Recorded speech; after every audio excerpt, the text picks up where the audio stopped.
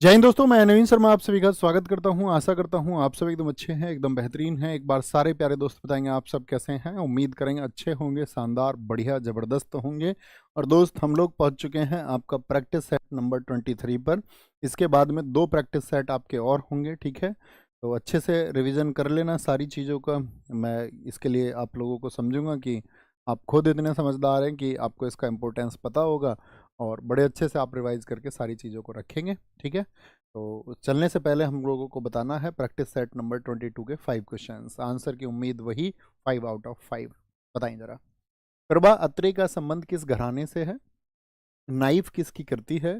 भारत में प्रांतीय शासन कब से शुरू हुआ? और योजना आयोग के अंतिम उपाध्यक्ष कौन थे? डिप्टी चेयरमैन कौन थे लास्ट? और रतन टाटा को पद्म विभूषण किस वर्ष में मिला था? रतन टाटा को पद्म विभूषण किस वर्ष में मिला, ये आपको बताना है। सारे लोगों का आंसर आए। भैया, आपने कल भीमसेन जोशी को भारत रत्न मिला 2008, लेकिन उनको 2009 में मिला है। बेटा, मैंने कल ही बताया था आपको, ध्यान देना चाहिए था आपको। मैंने कहा था कई बार उनको 2008 में जब उनकी घोषणा हुई, मिला उनको 2009 में। तो कई बार एग्जाम में 2009 को ऑप्शन में नहीं देता और कई बार एग्जाम में 2008 को ऑप्शन में नहीं रखता। दोनों को नहीं रखेगा, है ना। ऐसा कभी नहीं हो सकता क्योंकि फिर क्वेश्चन कैंसिल हो जाएगा। तो ये मैंने कल ही बताया था, शायद आपने सुना नहीं है या आपने सिर्फ पीडीएफ पढ़ी है, आप क्लास में ज्वाइन नहीं थे। प्रभा अत्रे का संबंध किससे है? बताएं जरा, फटाफट से आंसर करेंगे। किराना घराना, किराना, बहुत बढ़िया नाम। दिखाओ किसने दिया बच्चे ने नाम इसका। किराना घराने से। कौन बच्चा है ये? किराना घराने से, बहुत बढ़िया। लेखराज भाई, एकदम सही आंसर है। नाइफ किसकी कृति है? सलमान रश्दी। दिखाएं किस बच्चे ने आंसर दिया था। एक बच्चे का नाम दिखाया करो जो आंसर दे सही, एकदम से परफेक्ट। सलमान रश्दी किसने लिखा था? ठीक है, बताएं जी। कोई नहीं है ऐसा? सलमान रश्दी, सलमान रश्दी, बहुत बढ़िया, वेरी गुड। ये संजीव कुमार जी ने सही आंसर दिया था। भारत में प्रांतीय शासन कब से शुरू हुआ? 1935। किसने आंसर दिया? 1935। 1935, 1935 में शुरू हुआ था। सुमन राणा जी ने आंसर दिया। योजना आयोग के जो अंतिम उपाध्यक्ष थे वो थे आपका कौन? मोंटेक सिंह अहलूवालिया। पहले गुलजारी लाल नंदा थे। मोंटेक सिंह अहलूवालिया, मोंटेक सिंह अहलूवालिया, इनका क्या था साथी? आपका ये अंतिम उपाध्यक्ष थे 2000, मतलब जब आपका प्लानिंग कमीशन को डिसॉल्व किया गया था उसके बाद में। और अगला आंसर है रतन टाटा जी को पद्म विभूषण किस वर्ष में मिला? दिखाएं भाई किसने ठीक आंसर दिया। बहुत बढ़िया, दिल की पुलिस 2008, 2008। और देखो, कल की क्लास में एक करेक्शन करना, कल की क्लास में एक करेक्शन करना कि जो हमने रतन टाटा समूह, वो कब से कब तक अध्यक्ष रहे थे? 1991 से 2002 लिख लिया हमने गलती से। होना क्या है? वो 2012 होना है, क्योंकि वो अंतरिम अध्यक्ष आपका, जो एंटरिम आपका प्रेसिडेंट रहे थे, वो हालांकि 2016 तक रहे, लेकिन जो अध्यक्ष थे वो 2012 तक रहे थे। तो कल की क्लास में उसको करेक्ट करो, पेज पलट के जरा। 1991 से 2012 तक, और थम्स अप कर दें जी भैया, हम इसको करेक्ट अभी कर लेते हैं तुरंत। 2012 उसको करना है आपको। एक बार थम्स अप करके बताएं मुझे। जी भैया, हम उसको करेक्ट कर लेंगे और उसके बाद में फिर मुझे स्कोर बताएं। अजय यादव जी 5 स्कोर है, प्रदीप कुमार जी 5 स्कोर है, पीके चौहान 4 पर हैं, आदर्श सिंह 5 पर हैं, हैप्पी सैनी 5 पर हैं, रेशर लोक 5 पर हैं, नवीन सर का क्रांतिकारी 5 पर है, और पूर्णिमा आपका 5 पर हैं, जयंत कुमार दुबे 5 पर हैं, पूजा 5 पर हैं, छोटू प्रसाद 5 पर हैं। बहुत स्वागत है। शुरू करें आज की क्लास को। तो आज की क्लास में पहला क्वेश्चन आप सब लोगों के सामने है। निम्नलिखित में भारतीय संगीतकारों और गायकों में से कौन है जो मोजार्ट ऑफ मद्रास उपनाम से लोकप्रिय है और 2009 में दुनिया के सबसे प्रभावशाली लोगों की टाइम्स की सूची में रखा गया था? एक तो क्वेश्चन याद रख लेना कि इनको टाइम्स मैगजीन में कब रखा गया? 2009 में रखा गया, 2009 में। कौन है? एम एस स्वामीनाथन है क्या भैया? एम एस स्वामीनाथन नहीं। क्या M S Swaminathan? M S Vishwanath लिखे हुए। विश्वनाथन है क्या? नहीं। ए आर रहमान है क्या? हाँ जी, ए आर रहमान। पूरा नाम अल्लाह रखा रहमान। पहले इनका बताओ, ये इनका मूल नाम क्या था? मूल नाम क्या था इनका? इनका मूल नाम था दिलीप कुमार राजगोपाल। क्या था? दिलीप कुमार मूल नाम है इनका, याद रखेंगे इस नाम को भी। दिलीप कुमार इनका मूल नाम है, ठीक है। 2013 में ए आर रहमान के नाम पर किस देश में सड़क बनी थी? 2013 में इनके नाम पर एक सड़क बनी थी। किस देश में बनी थी? तो वो सड़क बनी थी कनाडा में। कहाँ पर? कनाडा ने इनके सम्मान में ये बनाया था आपका। ए आर रहमान कभी भी पूछे आपका, 2009 में इनको 2 ऑस्कर मिले थे। जो 2 ऑस्कर इनको मिले वो किस मूवी, किस गाने के लिए मिले हैं? गाने का नाम बताओ। किस गाने के लिए? तो नाम होना चाहिए सबके पास जुबान पे, क्या? जय हो, जय हो गाने के लिए। किस मूवी का गाना है? स्लम डॉग मिलीनियर का गाना है। इनको 2010 में, अगले ही साल, 2 ग्रैमी मिले। 2010 में इनको क्या मिले? 2 ग्रैमी अवार्ड मिले, जिसको हम ग्रामोफोन अवार्ड बोलते हैं। मुझे बताओ, ग्रामोफोन अवार्ड की शुरुआत किस वर्ष में हुई थी? ग्रैमी अवार्ड को किस वर्ष में शुरू किया गया था? तो क्या आंसर आएगा? 1959 में। किस फील्ड में दिए जाते हैं? भैया जी संगीत के क्षेत्र में दिए जाते हैं। किसमें? संगीत के क्षेत्र में दिए जाते हैं। शंकर महादेवन भी बहुत चर्चित रहे थे, आपका ग्रैमी इनको मिला, ग्रैमी 2024 में इनको मिला है। आर डी वर्मन का क्या नाम है? इनको बोलते हैं संगीत से पंचम दा। पंचम दा के नाम से किसको जाना जाता है? पंचम दा के नाम से तो आर डी बर्मन को जाना जाता है, आर डी बर्मन को। ठीक है। देवदासी प्रथा भारत के किस हिस्से में प्रचलित थी? देवदासी प्रथा का संबंध किस शास्त्रीय नृत्य से है, किस क्लासिकल डांस से, ये भी बताओ। तो क्या पूर्वी भारत में थी? नहीं भैया। पश्चिमी भारत में? नहीं भैया। उत्तरी भारत में? नहीं। दक्षिणी भारत में? हाँ जी, दक्षिणी भारत एकदम से सही आंसर हो जाएगा। क्योंकि देवदासी प्रथा जिसमें क्या होता था, इसको मंदिरों को समर्पित कर दिया जाता था। एक कुंवारी लड़की को मंदिर को समर्पित कर देते और पूरी जिंदगी उसकी कहाँ पर जाती थी? मंदिरों में नृत्य करने में जाती थी।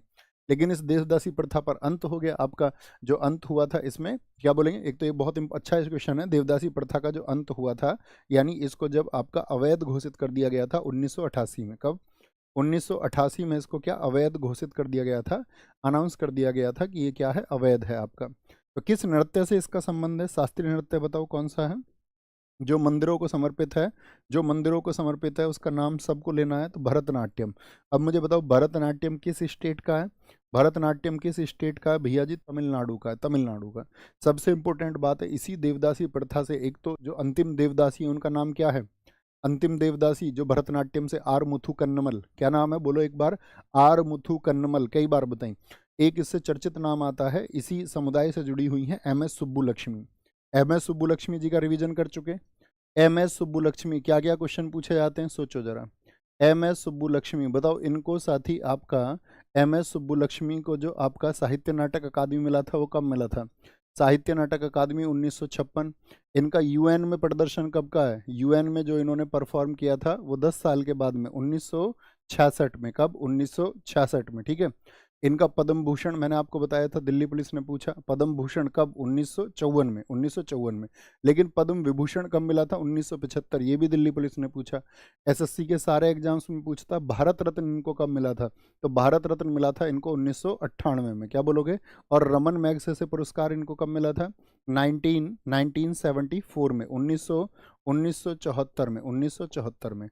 कभी भी पूछेगा किस समुदाय से जुड़ी हुई हैं, तो देवदासी समुदाय से जुड़ी हुई हैं। किससे? देवदासी समुदाय से वो जुड़ी हुई हैं। ठीक है, देवदासी समुदाय से। अर्जुन पुरस्कार के लिए पुरस्कार की राशि 2020 में 5 लाख से बढ़ाकर कितने रुपए कर दी गई? तो 5 लाख से बढ़ाकर कितनी कर दी गई बताओ जरा। 15 लाख मिलते हैं क्या आप? क्या आप 10 लाख मिलते हैं, 20 लाख या 25 लाख? भैया जी अब मिलते हैं 15 लाख। अर्जुन पुरस्कार किस खेल क्षेत्र में दिया जाता है? अर्जुन पुरस्कार खेल के क्षेत्र में। कुल मिलाकर कितने सालों की परफॉर्मेंस देखी जाती है? एक तो जिस साल में दिया जा रहा है उस साल में, और पिछले 3 साल, तो कुल मिला के कितने साल हो गए? 4 वर्ष का परफॉर्मेंस देखा जाता है।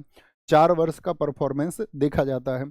मुझे बताओ अभी 2024 में कितने लोगों को अर्जुन पुरस्कार मिला है? 2024 में कितने लोगों को अर्जुन पुरस्कार मिला? तो क्या बोलेंगे? 34 + 2 कितने हो गए आपका? 36 लोगों को मिला है। यानी 34 तो रेगुलर हो गए और 2 मिले लाइफ टाइम अचीवमेंट के लिए, तो कुल मिलाकर के 34 + 2 यानी 36 लोगों को मिला है। कितने लोगों को? 36 लोगों को। कई लोगों ने बताया 36।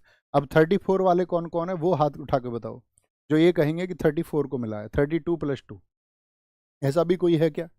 ऐसा भी कोई है क्या? बताओ भी फटाफट से। कोई नहीं है? फिर ठीक है। तो अर्जुन पुरस्कार साथी मुझे बताओ किस वर्ष में शुरू हुए थे अर्जुन पुरस्कार? आंसर आए फटाफट से। अर्जुन पुरस्कार 1961। और किस क्षेत्र में दिए जाते हैं? खिलाड़ी को दिए जाते हैं, खिलाड़ी को। ठीक है। द्रोणाचार्य पुरस्कार किस वर्ष में शुरू हुए? 1985 में। वो किसको दिए जाते हैं? वो दिए जाते हैं आपका किसको? वो भी है कोच को दिए जाते हैं। किसको? कोच को। तो अर्जुन पुरस्कार की अगर हम बात करें कब शुरुआत हुई थी?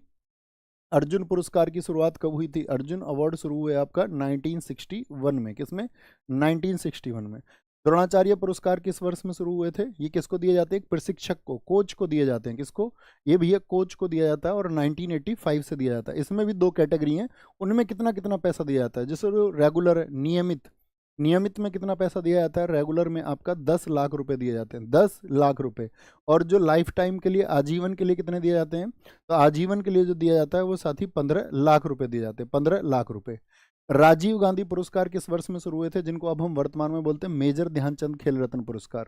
मेजर ध्यानचंद, इनमें पुरस्कार राशि कितनी दी जाती है? तो मेजर ध्यानचंद खेल रत्न पुरस्कार 1991-92 से शुरू हुए थे।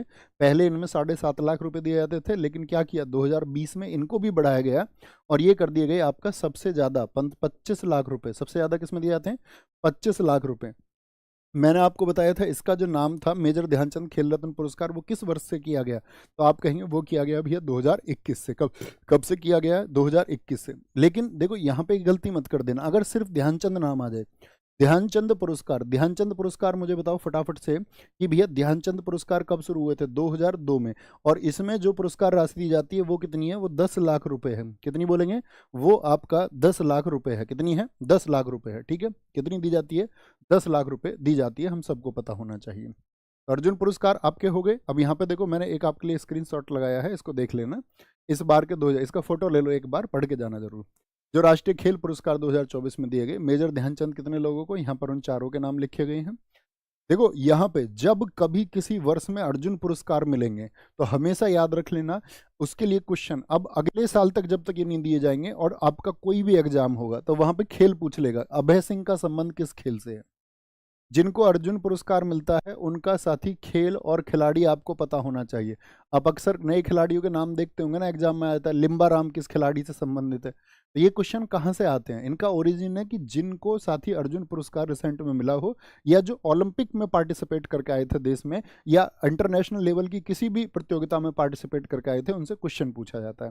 तो एक बार पढ़ेंगे, इनको थम्सअप करें, एक बार थम्सअप करके मुझे बताएं जी जरूर भैया, हम इसको पढ़ लेंगे। स्क्रीनशॉट ले लो एक बार, स्क्रीनशॉट ले लेंगे और एक नज़र रखेंगे इन पर, है ना। ये आपका क्या बोलेंगे, आपका ये दो लोग हैं जिनको मैंने बताया अर्जुन पुरस्कार लाइफ टाइम के लिए मिला। द्रोणाचार्य पुरस्कार जो कोच को मिलता है, इनको मिला 5 लोगों को आपका। 1888 में भारत में डूरंड कप टूर्नामेंट कहाँ शुरू हुआ था? डूरंड कप टूर्नामेंट बताओ जी। तो डूरंड कप टूर्नामेंट मुंबई में, कलकत्ता में, शिमला में या फिर दिल्ली में? तो कहाँ पर शुरू हुआ था? ये शिमला में शुरू हुआ था। और ये किसके नाम पर? डूरंड नाम किसके पर है आपका? मोर्टिमर डूरंड के नाम पर। किसके नाम पर? Mortimer Durand. और मोर्टिमर डूरंड कौन है? भारत में, साथी याद रख लेना, ये भारत का विदेश सचिव था। कौन था? भारतीय विदेश सचिव था ये आपका, और इसके नाम पर शुरू हुआ, भारतीय विदेश सचिव। मुझे बताओ जो साथी पहली बार कब खेले गए ये आपका? तो डूरंड कप बहुत इंपॉर्टेंट है कि वो 1888 में खेला गया था। अच्छा बताओ डूरंड कप का संबंध किस खेल से है? किस खेल से है ये? तो याद रख लेना, ये फुटबॉल की प्रतियोगिता है। किसकी है? ये फुटबॉल की प्रतियोगिता। और फुटबॉल में और कौन कौन से इंपॉर्टेंट है भैया? सुब्रतो नहीं भूलेंगे, सुब्रतो मुखर्जी कप नहीं भूलेंगे। एक संतोष ट्रॉफी, किस वर्ष शुरू हुई थी संतोष ट्रॉफी बताओ? इसका भी वर्ष बहुत इंपॉर्टेंट है, पूछा जाता है। 1941 से शुरू हुई थी। कब से? 1941 से। रोवर्स कप कब से शुरू हुआ था साथी आपका? रोवर्स कप कब से शुरू हुआ था? ला लीगा ट्रॉफी कब से शुरू हुई? ला लीगा ट्रॉफी कब से शुरू हुई थी? ठीक है, ये आपको पता होना चाहिए। हॉकी का सबसे पुराना कप कौन सा है बताओ फटाफट से, और किस वर्ष में शुरू हुआ था? तो हॉकी का याद रखेंगे, कौन सा बताता हूं मैं आपको। हॉकी का बताओ भाई सारे लोग, हॉकी का भैया बैटन कप है। कब से शुरू हुआ था? 1895 से, 1895 से। कब से? 1895 से शुरू हुआ था, बहुत इंपॉर्टेंट है। हॉकी के अन्य कपों की बात करते हैं तो कौन सा? आगा खां कप किसका है? आगा खां कप बहुत पूछा जाता है। आगा खां कप हो गया आपका। रंगा स्वामी कप हो गया, कौन सा? रंगा स्वामी कप हो गया आपका। रंगा स्वामी कप हो गया आपका। लेडी रतन टाटा ट्रॉफी हो गई, कौन सा? लेडी रतन टाटा, रतन टाटा ट्रॉफी हो गई आपका। किससे शुरू हुई है? हॉकी से शुरू हुई है, हॉकी से। ठीक है, अब क्वेश्चन बनेगा जैसे फुटबॉल से है तो 2 क्वेश्चन मैं आपसे पूछूंगा जो आपके रिवीजन को दर्शाएगा। पहला तो बताइए मुझे सोच करके कि पहला फुटबॉल विश्व कप किस वर्ष में आयोजित हुआ था, तभी हम आगे बढ़ेंगे। अगर सारे लोग सही ना देना शुभम आंसर तो देखना फिर हम क्लास को बंद कर देंगे। बोलो भाई फटाफट से फटाफट से आंसर करेंगे। 1930, गजब। अब मुझे बताओ 1930 वाले ठीक हैं, बाकी सारे रद्दी हो तुम जिन्होंने गलत आंसर दिए हैं, बाकी सारे हीरे हैं अपने। ठीक है, बाकी सब डायमंड है। मुझे बताओ जो हॉकी का विश्व कप है वो किस वर्ष शुरू हुआ? बहुत बढ़िया, कृष्णा जी ने तो ये भी बता दिया कौन जीता था, उरुग्वे जीता था। मुझे बताओ फटाफट से जो हॉकी का विश्व कप है वो कब शुरू हुआ था? तो हॉकी का विश्व कप आंसर आएगा 1971। भारत ने कब जीता था हॉकी के विश्व कप को? 1975 में। गजब गजब गजब, 1971 वाले सारे ठीक है। कुछ को पता ही नहीं है, उनके दिमाग में जो भी प्रश्न आएगा, अमित तिवारी जी ने तो लिख भी दिया कौन जीता था, पाकिस्तान। ये बच्चे जीतेंगे फाइनली। एक ने तो हॉकी का वो लिख दिया, वो एम्स्टर्डम 1928 में हॉकी के लिए गोल्ड नहीं मिला था, उसको बस तुक्का लगाना है। अब तुम्हें डंडा तुम्हारे लिए होना चाहिए। बोलो जी। अर्पणा सतीशन ने किस नृत्य शैली के लिए प्रतिष्ठित राष्ट्रीय नृत्य शिरोमणि पुरस्कार 2022 जीता था? 2022 जीता था, बताएंगे जी। कुचिपुड़ी के लिए, मोहिनीअट्टम के लिए, कथकली या ओडिसी के लिए? क्या बोलेंगे? ओडिसी के लिए जीता था। किसके लिए जीता था? बोलो भी फटाफट से। बोलो भाई किसके लिए जीता था, सारे लोगों का आंसर आना चाहिए। तो क्या बोलेंगे, किसके लिए जीता था भैया, आपका क्या आंसर आएगा, अर्पणा सतीशन।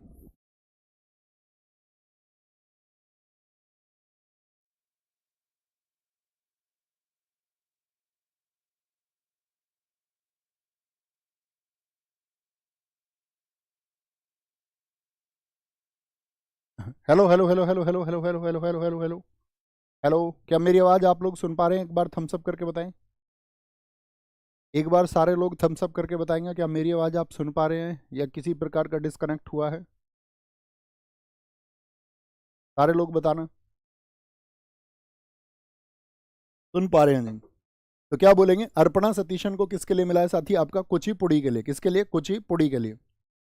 ओडिसी के लिए बहुत इंपॉर्टेंट है, कुमकुम मोहंती, नाम मत भूलना कभी भी, कुमकुम मोहंती। अब इनसे जटिल प्रश्न क्या बनते हैं, सबसे इंपॉर्टेंट और जटिल प्रश्न क्या बनते हैं, तो इनका जो पद्मश्री है, पद्मश्री कब का है, 2005 का है। एक क्वेश्चन बनता है, प्राणी मित्र पुरस्कार 1968 किसको मिला था, वो बार बार रिपीट हुआ है बहुत बार, रुक्मणी देवी अरुणडेल को, किसको, रुक्मणी देवी अरुणडेल, उसको नोट करें। क्या बोलोगे, रुक्मणी देवी, रुक्मणी देवी अरुणडेल। रुक्मणी देवी अरुणडेल का संबंध किस डांस से है, रुक्मणी देवी अरुणडेल का संबंध किस डांस से है, तो क्या बोलोगे भैया, भरतनाट्यम से, भरतनाट्यम से। ऐसी कौन सी चीज है जो आप नहीं जानते, आप नहीं जानते, प्राणी मित्र पुरस्कार, कौन सा, प्राणी मित्र पुरस्कार इनको कब मिला था, तो प्राणी मित्र पुरस्कार इनको मिला था 1968 में, कब मिला था, 1968 में, 1968 में। जैसे एक क्वेश्चन पूछा जाता है जटिल सा, निशा गांधी पुरस्कार का संबंध किससे है, निशांगदी पुरस्कार ये किस राज्य का है, बताओ, निशांगदी पुरस्कार भैया ये आपका किस सरकार द्वारा, तो क्या बोलेंगे, केरल गवर्नमेंट द्वारा दिया जाता है। और पहला किसको मिला था, ये 2013 में, प्रथम मिला था ये 2013 में मृणालिनी साराभाई को। अब बताओ मृणालिनी साराभाई किस डांस से जुड़ी हुई हैं, मृणालिनी साराभाई किस डांस से जुड़ी हुई हैं, तो भरतनाट्यम और कथकली, किससे, भरतनाट्यम और कथकली से जुड़ी हुई हैं, ये हमको पता होना चाहिए। तीसरा क्वेश्चन पूछा जाता है यहाँ पर, जो रानी करण नायक है वो किससे जुड़ी हुई हैं, बताओ, रानी करण नायक किस डांस से जुड़ी हुई हैं, भैया कथक से जुड़ी हुई हैं, कथक से जुड़ी हुई हैं। उनको ऑर्डर ऑफ क्वीन लाओस मिला है, क्या, order of queen Laos, Laos सरकार ने उनको ये पुरस्कार दिया था 1964 में। एक नाम है अलारमेल वल्ली, बताओ फटाफट से, अलारमेल वल्ली किस डांस के लिए जानी जाती हैं, अलारमेल वल्ली जानी जाती हैं भैया भरतनाट्यम के लिए, किसके लिए, भरतनाट्यम के लिए। इनको कौन सा विदेशी पुरस्कार मिला है, तो इनको मिला है फ्रांस सरकार का सेविलियर अवार्ड, वो सर्वोच्च सम्मान है उधर वहाँ का, ठीक है। सेविलियर अवार्ड इनको मिला हुआ है, वो कि 2004 में। कौन सी सरकार देती है, बोलना, सेविलियर अवार्ड को कौन सी सरकार देती है, तो फ्रांस गवर्नमेंट देती है, कौन, फ्रेंच सरकार देती है, फ्रेंच सरकार, हमको पता होना चाहिए, फ्रेंच सरकार देती है। आईपीएल नीलामी इतिहास में बिकने वाले सबसे युवा खिलाड़ी कौन बन गए हैं, सबसे युवा खिलाड़ी क्या नूर अहमद है या वैभव सूर्यवंशी, हाँ जी भैया, कितने रुपए की बोली लगी वैभव सूर्यवंशी की, बताओ, और किस टीम ने खरीदा इनको, तो वैभव सूर्यवंशी 12 साल के हैं, कितने साल के हैं भैया जी, 12 साल के हैं, और 1 करोड़ 10 लाख रुपए, कितना, 1 करोड़ 10 लाख रुपए की क्या लगी है, इनकी बोली लगी है। और किसने, राजस्थान रॉयल्स ने, किसने, राजस्थान रॉयल्स ने। आईपीएल के इतिहास में सबसे महंगा खिलाड़ी कौन बन गया है, अब तक की बोलियों में आईपीएल के इतिहास में, IPL Indian premier league, IPL के इतिहास में जो सबसे महंगे खिलाड़ी बन गए, कौन बन गए, सबसे महंगे खिलाड़ी वो हैं आपका ऋषभ पंत, कौन, सबसे महंगे खिलाड़ी आपका ऋषभ पंत, क्या बोलेंगे, ऋषभ पंत, कितने की और किस टीम ने खरीदा, बताओ, ऋषभ पंत को 27 करोड़ रुपए में किस टीम ने, लखनऊ सुपर जॉइंट ने, किसने, लखनऊ सुपर जॉइंट ने, एलएसजे ने, बोलो सारे लोग, किसने, लखनऊ ने, लखनऊ ने, ठीक है, लखनऊ ने खरीदा, सबसे महंगे खिलाड़ी। दूसरा क्वेश्चन आपसे बनेगा, श्रेयस अय्यर दूसरे नंबर पर रहे, श्रेयस अय्यर की किस टीम ने खरीदा श्रेयस अय्यर को, श्रेयस अय्यर को 26.75 करोड़ में ये खरीदा पंजाब के किंग्स 11, पंजाब किंग्स 11 ने। तीसरा, विदेशी महंगे खिलाड़ी कौन से बने हैं, विदेशी जो सबसे महंगा खिलाड़ी हुआ, क्योंकि ये दो तो भारतीय हो गए, तो क्या बोलेंगे, मिचेल स्टार्क, कौन, मिशेल स्टार्क को भैया, मिशेल स्टार्क को आपका 24.75 करोड़ रुपए में कलकत्ता नाइट राइडर्स ने, केकेआर ने खरीदा, किसने, केकेआर ने। मुझे बताओ आईपीएल जो 2000 साथी इस बार होंगे 2025 में, वो किस डेट से शुरू होंगे और कौन से नंबर के आईपीएल होंगे, पहला क्वेश्चन मेरा ये है, आईपीएल जो अभी शुरू होने वाले हैं वो किस डेट से होंगे? तो 21 मार्च से 25 मई तक चलेंगे। ये आगे छाया रहेगा क्वेश्चन एग्जाम्स में, देखना है इसको। और इस बार जो आईपीएल होंगे वो 18वें होंगे, 18वें। कितनी टीम खेलेंगी? 10 टीम खेलेंगी। कितनी? 10 टीम खेलेंगी और 74 मैच इसमें होंगे। कितने मैच होंगे? 74 मैच इसमें होंगे। आईपीएल मुझे बताओ पहली बार किस वर्ष में हुए थे? फटाफट गजब सा आंसर है सारे लोगों का जिन्होंने अब तक सीखा है, और मैं लगूंगा सोचूंगा कि मैं सिखाने में सफल रहा। बोलो भाई, आईपीएल पहला कब? 2 क्वेश्चन पूछेंगे यहाँ पर। आईपीएल पहला कब शुरू हुआ था? तो पहला आईपीएल बताओ फटाफट से। 2008 में शुरू हुआ था। बहुत कमाल। दूसरा क्वेश्चन मेरा ये है, आईपीएल के फाउंडर कौन है, संस्थापक कौन है इंडियन प्रीमियर लीग के? आईपीएल के संस्थापक कौन है? सारे लोगों का आंसर आए। आईपीएल के संस्थापक कौन है? तो ललित मोदी हैं, ललित मोदी हैं। इनमें से कौन सा हवाई अड्डा कुसुक बकुला रिम्पोचे के नाम से जाना जाता है? कौन सा हवाई अड्डा है भैया? लेह, श्रीनगर, गुवाहाटी या फिर चेन्नई? तो क्या बोलोगे? लेह हवाई अड्डा है। गुवाहाटी को बोलते हैं गोपीनाथ बारदोली जी के नाम से है। किसके नाम से है? गोपीनाथ बारदोली। गोपीनाथ बारदोली जो कि असम के एक साथी प्रसिद्ध राजनीतिक थे, प्रसिद्ध राजनीतिक थे। 100वां हवाई अड्डा कौन सा बना था भारत का? बताना। 100वां जो साथी एयरपोर्ट बना था वो कौन सा था? तो 100वां जो एयरपोर्ट बना था वो था आपका पाक्योंग। कौन सा? पाक्योंग। किस राज्य में है आपका? सिक्किम में है, सिक्किम में। कोई भी हवाई अड्डा पूछूं बता दोगे? तो मुझे बताओ कैंपागोडा कहाँ पर है? कैंपेगोड़ा जो हवाई अड्डा है वो कहाँ पर है? कैंपेगोड़ा भैया भारत का प्रसिद्ध हवाई अड्डा, ये कहाँ पर है? बंगलुरु में है। कहाँ पर है? बंगलुरु में। दाबोलिम बताओ, दाबोलिम जिसको डाबोलिम भी हम बोलते हैं, दाबोलिम कहाँ पर है भैया? गोवा में है। कहाँ पर है? गोवा में। अहिल्याबाई होलकर किस स्टेट में है बताओ? अहिल्याबाई होलकर किस स्टेट में है? तो अहिल्याबाई होलकर आपका एमपी में। कहाँ पर है? अहिल्याबाई होलकर आपका एमपी में स्टेडियम है। कहाँ पर? एमपी में। बागडोगरा बताओ फटाफट से। सारे लोगों का आंसर आना चाहिए, ये आपके लिए क्वेश्चन है। बागडोगरा कहाँ पर है? बागडोगरा बोलो भी फटाफट से। बागडोगरा कहाँ पर है? एमपी, एमपी एकदम से ठीक है। मध्य प्रदेश के भैया इंदौर में है। बहुत ठीक आंसर आपने दिया है। मेरा क्वेश्चन है बागडोगरा कहाँ पर है? West Bengal, west Bengal. गजब, वेस्ट बंगाल में, वेस्ट बंगाल में। बाबा साहेब भीमराव अंबेडकर जी के लिए कहाँ पर है बताओ?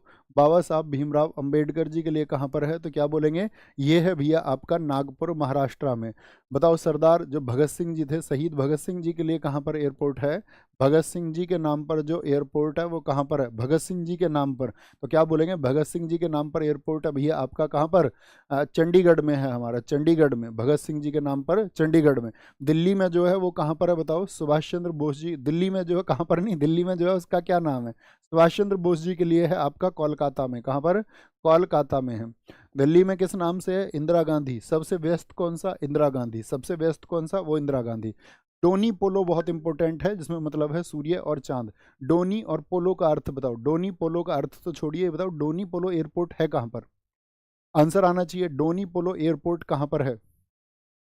बोलेंगे जी अरुणाचल प्रदेश भैया, अरुणाचल प्रदेश में, अरुणाचल प्रदेश में। बहुत खूब, बहुत शानदार दोस्त, ये हुई ना बात, इसको कहते हैं स्टूडेंट। गजब तरीके से उत्तर। अच्छा यहाँ पर एक और बात बता दो मुझे एयरपोर्ट से संबंधित। आईजीआई तो ठीक है, दिल्ली में अभी इंडिया गेट का नाम क्या बदलने की तैयारी चल रही है? करंट अफेयर से कितना अपडेट आप बताओ फटाफट से। इंडिया गेट को क्या कवायद चल रही है? इंडिया गेट का नाम बदल के क्या किया जाए? होगा नहीं होगा ये बाद की बात है। क्या नाम करने वाले हैं उसका? भारत में राज्य विधानमंडल के उच्च सदन को क्या कहा जाता है? उच्च सदन को क्या कहते हैं? उच्च सदन को क्या कहते हैं? भारत माता मंदिर बनाने की तैयारी, भारत माता द्वार, भारत माता द्वार, भारत माता द्वार। वेरी गुड, यहां पर बताएंगे।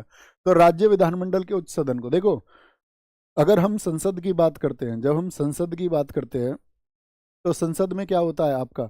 मुझे बताओ। जो राज्यसभा है और लोकसभा है, तो राज्यसभा जो है इसको बोलते हैं आर्टिकल, आर्टिकल किस में दिया गया है? ये 80 में। राज्यसभा को क्या कहते हैं? उच्च सदन। उच्च सदन का मतलब क्या होता है? सारे लोग बताओ। उच्च सदन का मतलब होता है कि जो कभी भी विघटित नहीं होता। क्या बोलेंगे? जो कभी भी विघटित नहीं होता। प्रत्येक 2 वर्ष में 1/3 सदस्य इसके क्या है? बदलते रहते हैं।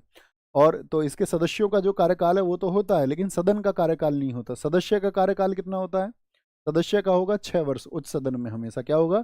सदन का होगा आपका, जो सदस्य है उसका कार्यकाल होगा 6 वर्ष का। क्या कभी इसका विघटन होगा? यस और नो। क्या राज्यसभा का विघटन होगा? नहीं। तो ऐसे ही साथी जब हम केंद्र आपका राज्य में बात करेंगे, केंद्र की तुलना करते हैं, तो लेजिस्लेचर, विधानमंडल भी साथी आपका दो हाउस यहाँ पर भी होते हैं। जैसे यहाँ पर 2 हाउस होते हैं, राज्यसभा और लोकसभा। यहाँ पर होते हैं लेजिस्लेटिव काउंसिल और लेजिस्लेटिव असेंबली। क्या होता है? लेजिस्लेटिव काउंसिल बोले तो विधान परिषद। तो विधान परिषद किसके जैसा है? बिल्कुल वो राज्यसभा के जैसा है। तो उच्च सदन कौन सा होगा? विधान परिषद होगा। और जो जैसे यहाँ पर ये निम्न सदन है, जिसको जनता का सदन हम बोलते हैं, क्या बोलते हैं इसको? जनता का सदन, या लोकप्रिय हाउस बोलते हैं इसको, लोकप्रिय सदन बोलते हैं, क्योंकि इसमें जो लोग चुने जाते हैं वो जनता के द्वारा। ठीक है, इसको निम्न सदन भी कहते हैं। निम्न सदन क्यों कहते हैं इसको? क्योंकि इसमें कोई भी चुनाव लड़ सकता है। लेकिन राज्यसभा को उच्च सदन इसलिए भी कहते हैं क्योंकि वहां पे हर व्यक्ति जो है चुनाव नहीं लड़ सकता है उसका। ठीक है, लेजिस्लेटिव असेंबली, विधान परिषद। तो विधान जो सभा है उसको बोलेंगे लेजिस्लेटिव असेंबली। लेजिस्लेटिव काउंसिल के सदस्य क्या बनते हैं? एलसी के, member of legislative council. LA के सदस्य कौन बनेंगे? Member of legislative assembly. इन दोनों के सदस्यों को क्या कहते हैं? उनको दोनों को बोलेंगे एमपी, मेंबर ऑफ पार्लियामेंट। दोनों के सदस्यों को एमपी कहते हैं, दोनों के सदस्यों को एमपी कहते हैं। ठीक है, कोई दिक्कत, कोई परेशानी? बोलो भी फटाफट से बोलो भी फटाफट से। भैया मिशेल स्टार्क को एक बार देखिए। मिशेल स्टार्क बोलो भैया, क्या होगा? क्या कह रहे हैं? क्या बोलेंगे? राज्य विधानमंडल के उच्च सदन को क्या कहते हैं? तो यहां पर आंसर आएगा विधान परिषद। विधान परिषद लेजिस्लेटिव काउंसिल होगा, लेजिस्लेटिव काउंसिल होगा। ओके, निम्नलिखित में से लोकसभा अध्यक्ष को पद की शपथ कौन दिलाता है? सारे लोग बोलेंगे सर मिशेल स्टार्क को दिल्ली ने खरीदा है। इसको देखना एक बार शेयर करके, सारे बच्चे बताओ, क्या इसको दिल्ली ने खरीदा है कोलकाता ने? मुझे इसको कोलकाता ध्यान है, पिछली बार कोलकाता में थे ना ये, इस बार दिल्ली ने खरीदा है। शुभम भाई कह रहे हैं इस बार दिल्ली ने खरीदा। शुभम भाई की बात पर ताला लगाएंगे। सारे लोग एक बार थम्स अप करें, इसको मुझे बताएं एक बार सारे लोग, मुझे इसमें कंफ्यूजन है। दिल्ली ने खरीदा है ना, तभी हम इसको करेक्ट करेंगे। दिल्ली दिल्ली दिल्ली, वो लास्ट ईयर का था भैया, कलकत्ता नाइट राइडर्स, एकदम से ठीक है। दिल्ली ने खरीदा है इसको। ठीक है, दिल्ली डेयर डेविल्स हो गया ना नाम, फिर दिल्ली डेयर डेविल्स। एक बार थम्स अप करके मुझे बताएं जी, हम इसको भी करेक्ट करते हैं तुरंत। Delhi dare devils, Delhi dare devils. Okay, Delhi dare devils में, एकदम से ठीक है। आगे आएंगे, क्या बोलेंगे भैया? लोकसभा अध्यक्ष को पद की शपथ कौन दिलाएगा? राष्ट्रपति दिलाते हैं, प्रधानमंत्री दिलाएंगे, उपराष्ट्रपति, या फिर इनमें से कोई नहीं दिलाएंगे? क्या बोलेंगे? इनमें से कोई नहीं। क्योंकि कौन दिलाते हैं? जो लोकसभा अध्यक्ष होगा उनको तो जो कार्यकारी अध्यक्ष बनाए जाते हैं, जो प्रोटेम स्पीकर बनाए जाते हैं, कौन? जो आपका प्रोटेम स्पीकर बनाए जाते हैं, जो सबसे वरिष्ठ होते हैं, वो इनको शपथ दिलाते हैं, सब इनको शपथ दिलाते हैं। मुझे आप बताओ फटाफट से, मैंने आपको बताया था लोकसभा के पहले अध्यक्ष कौन थे? लोकसभा के पहले अध्यक्ष कौन थे? फटाफट से आंसर करें। लोकसभा के सबसे पहले अध्यक्ष कौन थे? सारे लोगों का आंसर आए तभी आगे बढ़ेंगे। लोकसभा के पहले अध्यक्ष भैया जीवी मावलंकर, बहुत शानदार। देखो क्या बोलेंगे? गणेश वासुदेव मावलंकर पहले अध्यक्ष थे। अगर उपाध्यक्ष पूछ लूं तो क्या बोलेंगे? एम ए अनंत शयनम आयंगर। क्या बोलेंगे? एम अनंत शैव आयंगर। ये कौन थे? ये पहले उपाध्यक्ष थे। अच्छा बताओ, सबसे लंबे समय तक लोकसभा में अध्यक्ष कौन रहा है? सबसे लंबे समय तक लोकसभा में अध्यक्ष कौन रहा है? तो कौन रहे हैं? बलराम जाखड़ रहे हैं। कौन रहे हैं? बलराम जाखड़ रहे हैं। पहली महिला लोकसभा अध्यक्ष कौन है?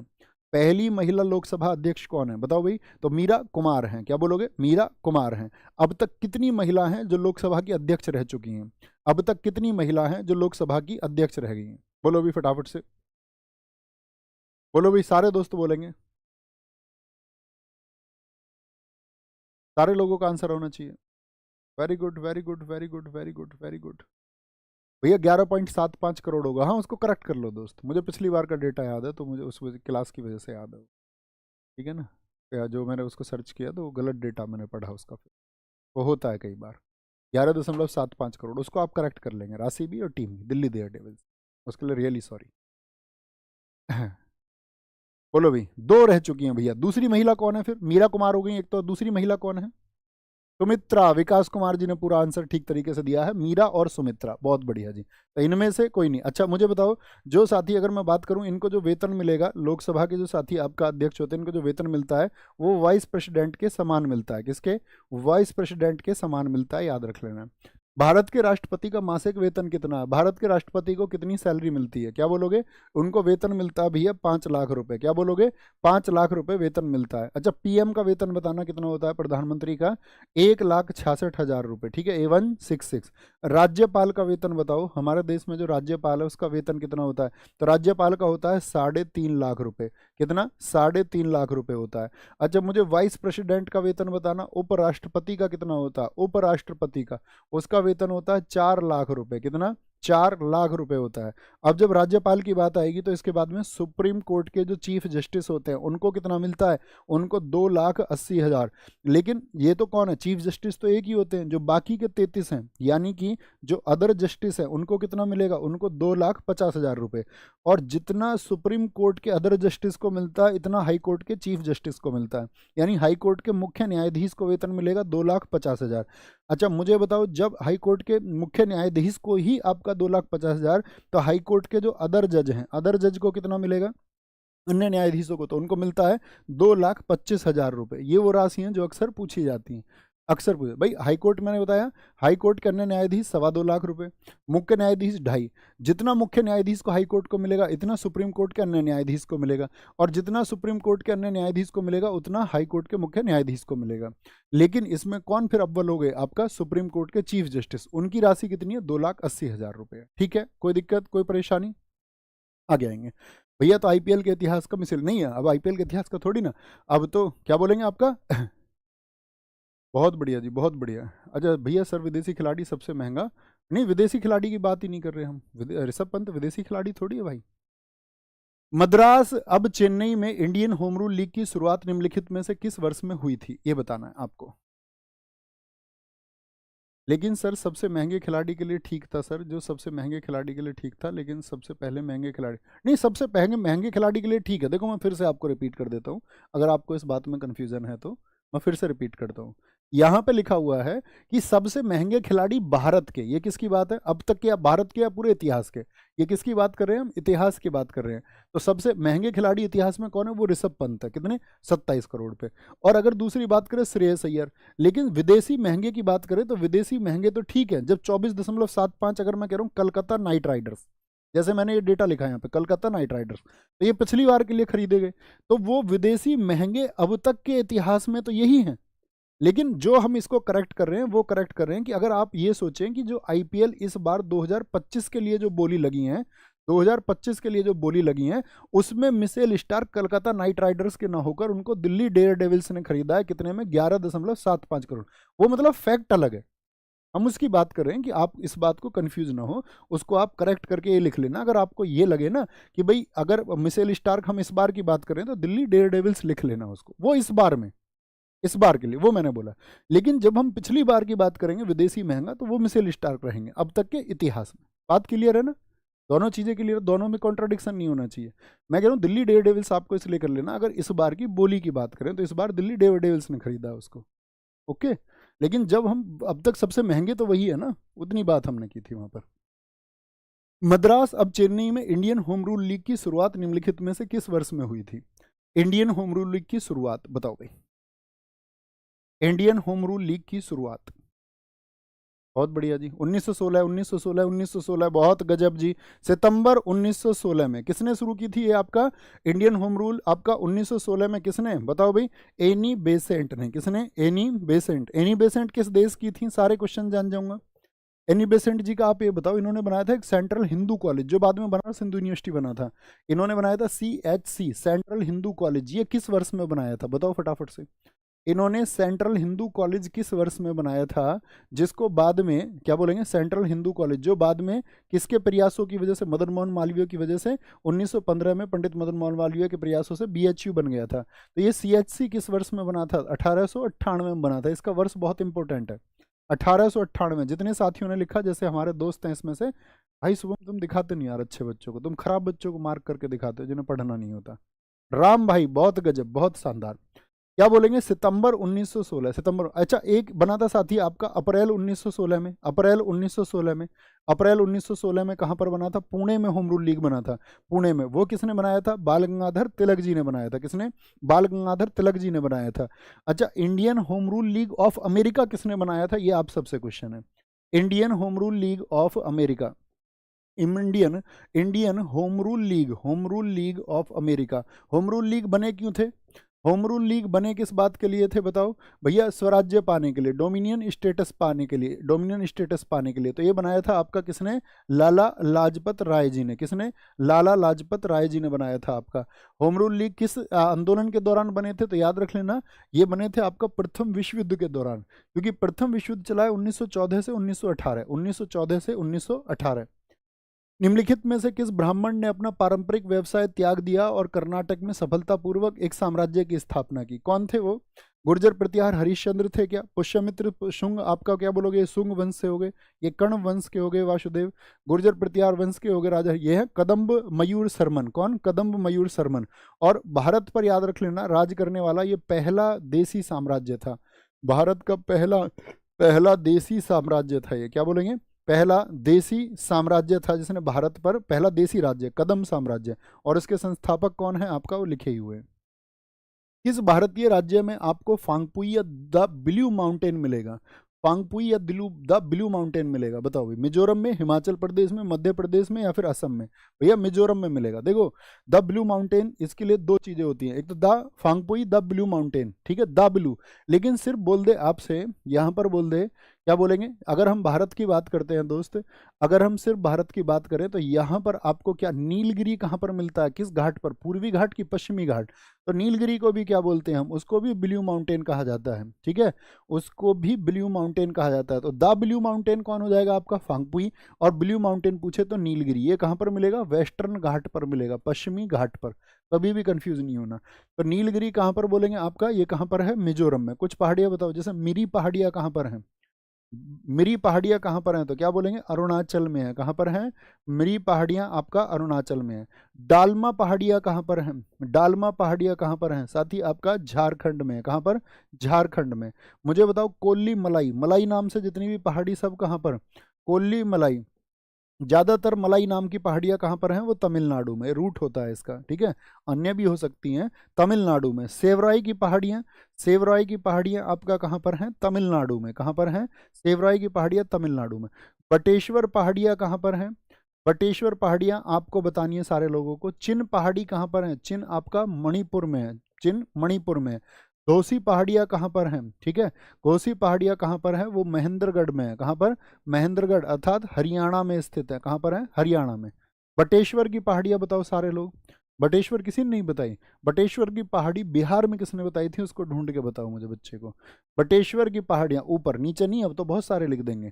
पहले जिसने बताई थी बटेश्वर की पहाड़ियां, शुभम राज। बहुत बढ़िया, शुभम राज। तो तुम्हारे नाम का ये तो है तुम्हारा भैया, भारत में तुमसे होशियार है पर ये, है ना? या तुम ज्यादा होशियार हो? यही ज्यादा होशियार है, अच्छा।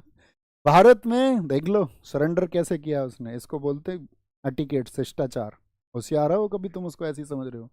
भारत में कौन सी पर्वत श्रृंखला सबसे युवा है? बोलो। सबसे जो पर्वत श्रृंखला है वो सबसे युवा है, पश्चिमी घाट, पूर्वी घाट, हिमालयी श्रृंखला, हिमालयी श्रृंखला, या फिर सतपुड़ा श्रृंखला? श्रृंखला की वर्तनी तुमको पता होनी चाहिए। बोलो जी। तो क्या बोलेंगे? पूर्वी घाट है, हिमालय। हिमालय श्रृंखला जो है साथी वो सबसे नवीन है। इसमें कौन सी श्रृंखला है जिसको हम क्या नाम से जानते हैं? शिवालिक, शिवालिक पर्वत श्रृंखला के नाम से भी जानते हैं। सबसे पुरानी कौन है? सबसे पुरानी कौन सी है बताओ जी? सबसे पुरानी श्रृंखला या सबसे प्राचीन जो वलित पर्वत हैं, जो पूछ ले आपसे तो सबसे प्राचीन कौन से हैं? सबसे प्राचीन कौन से हैं? तो वो नाम आएगा आपके सामने किसका? अरावली का। और अरावली में सबसे ऊंची चोटी कौन सी है? अरावली में सबसे ऊंची चोटी कौन सी है राजस्थान में, बताओ। हाइट भी बताना टोटल, ठीक है, वो ऊपर वाली 5 मीटर हटा के बताना। तो क्या बोलेंगे? 1722 मीटर। गुरु शिखर कौन सी है? गुरु शिखर, गुरु शिखर। अमित तिवारी जी सबसे पहले आंसर, गजब। बरिंद के मैदान निम्नलिखित में से किस राज्य में स्थित हैं? बरिंद के मैदान, तुम्हें ऐसे केबीसी भी एक दिन खिलवाऊंगा मैं। केबीसी ना, तुमको बैठा के सारों को, किसने कम सेकंड में 5 क्वेश्चन के आंसर दे दिए। ऐसी एक प्रतियोगिता रख लें क्या, बताओ? लेकिन उसके लिए मुझे बात करनी पड़ेगी कि भाई कोई ऐसा आता है सॉफ्टवेयर, नहीं आता है, वो देखना पड़ेगा जो बता दे कैलकुलेट करके कि तुमने अपने घर बैठ के भी किस तरह से आंसर दिए हैं। वारिंद के मैदान निम्नलिखित में से किस राज्य में स्थित है? ठीक है, कंपटीशन बाद में खेल लेंगे, पहले सेलेक्ट हो जाओ, ओके, वो जरूरी है अभी। बताएंगे जी। बरिंद के मैदान कहाँ पर है? देखो बरिंद के मैदान कहाँ पर है, जैसे साथी अगर हम बात करें आपका जो गंगा ब्रह्मपुत्र का मैदान है, गंगा ब्रह्मपुत्र के मैदान की अगर हम बात करते हैं, वो कहाँ पर डेल्टा बनाती है बताओ? सुंदरबन में डेल्टा बनाती है या नहीं बनाती? सुंदरबन में डेल्टा बनाती है नहीं बनाती? हाँ जी। तो सुंदरबन का डेल्टा जहां बनने वाला होता है, सुंदरबन का डेल्टा यानी कि जो पश्चिम बंगाल है हमारा, इसके साथ ही आपका नॉर्थ मिड में, नॉर्थ मिड बोले तो उत्तर मध्य में, उत्तर मध्य में बरिंद के मैदान है। बरिंद के मैदान तो कहाँ पर होंगे? ये वेस्ट बंगाल में होंगे। कहाँ बोलेंगे? नॉर्थ, याद रख लेना। और परफेक्शन की बात करें तो जो उत्तर आपका उत्तर नॉर्थ वेस्ट में, नॉर्थ वेस्ट तो समझते होगे ना, ये नॉर्थ है ये वेस्ट है, तो इसके नॉर्थ वेस्ट में आपका स्थित है, वो नॉर्थ वेस्ट में स्थित है। सुंदरवन का डेल्टा सबसे बड़ा डेल्टा है। डेल्टा समझते हो ना कैसी आकृति होती है, डेल्टा मैथ का कैसी आकृति होती है, ऐसी, ये डेल्टा है। निम्नलिखित में से कौन सी नदी है जो पूर्व की ओर प्रवाहित होती है? भारत में सारी नदियां कैसे बहती हैं? वेस्ट टू ईस्ट, सारी की सारी ही पश्चिम से पूर्व की ओर बहती हैं, सारी की सारी, बस कुछ को छोड़ करके। कुछ कौन सी हैं वो? तो कुछ हैं आपका तापी है, नर्मदी है, आपका ब्राह्मणी या माही, ब्राह्मणी होगी क्या? नहीं भैया, ब्राह्मणी तो रेगुलर नदियों की तरह बहती है, लेकिन ताप्ती, नर्मदा, माही जो अपना पानी अक्सर कहाँ ले जाती हैं? अरब सागर की ओर, ये विपरीत दिशा वाली होती हैं। विपरीत दिशा वाली कहाँ गिराती हैं पानी? अरब सागर में। कहाँ पर? अरब सागर में आपका। अच्छा, तीन तो लिखी हुई है, नर्मदा, तापी, माही, इसके अलावा एक नदी और आपको बतानी है, सोचो जरा कौन सा है। जैसे एक नदी तो मैं आपको बता देता हूँ, साबरमती। साबरमती नाम आपको नहीं लेना है, साबरमती भी अरब सागर की तरफ, वो भी आपका किधर? पूर्व से पश्चिम की ओर बहती है। ये सारी नदियों के जो बहने की दिशा है, आप अपने आस पड़ोस में नदियां देखना, सारी पश्चिम से पूर्व। आपको अपने नाले देखना आप, या आप जो कोई बड़ी नहर आपके आसपास हो गांव के, तो उसको देखना आप, सब बह रही होंगी किधर? जिधर सूर्य अस्त होता है उधर से शुरू होकर जिधर सूर्य निकलता है उधर की ओर, यानी पश्चिम से पूर्व की ओर। बहुत बढ़िया, कई दोस्तों ने बता दिया, लूनी नदी भैया, लूनी नदी। बहुत शाबाश, बहुत शाबाश, ये हुई ना बात। नेक्स्ट, न्यूनतम मजदूरी अधिनियम भारत सरकार को आर्थिक क्षेत्र में काम करने वाले लोगों के लिए न्यूनतम मजदूरी, न्यूनतम मजदूरी मतलब मिनिमम वेजेस, कम से कम इतना पैसा तो मिलेगा। तो न्यूनतम मजदूरी मजदूरी अधिनियम किस वर्ष में लागू किया गया था? 1947 में, 1948 में लागू हुआ था भैया, 15 मार्च 1948 को लागू हुआ था। कब? 15 मार्च 1948 को लागू हुआ था। अच्छा, पहले जो साथी आपका जो बॉन्डेड लेबर होती थी, बॉन्डेड लेबर मतलब बंधुआ मजदूरी करवाई जाती थी लोगों से, उस बंधुआ मजदूरी को कब खत्म किया गया बताओ?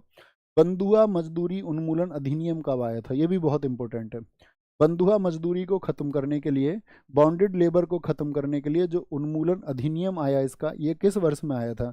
तो बंधुआ मजदूरी उन्मूलन अधिनियम आपका 1976 में आया था। ठीक है। अगर हम नरेगा की बात करें, नरेगा कब आया था बताना? तो नरेगा आया था 2005 में। क्या बोलते हैं उसको? National rural employment, national rural employment guarantee act. उसका नाम मनरेगा किस वर्ष में किया गया था बताओ जरा?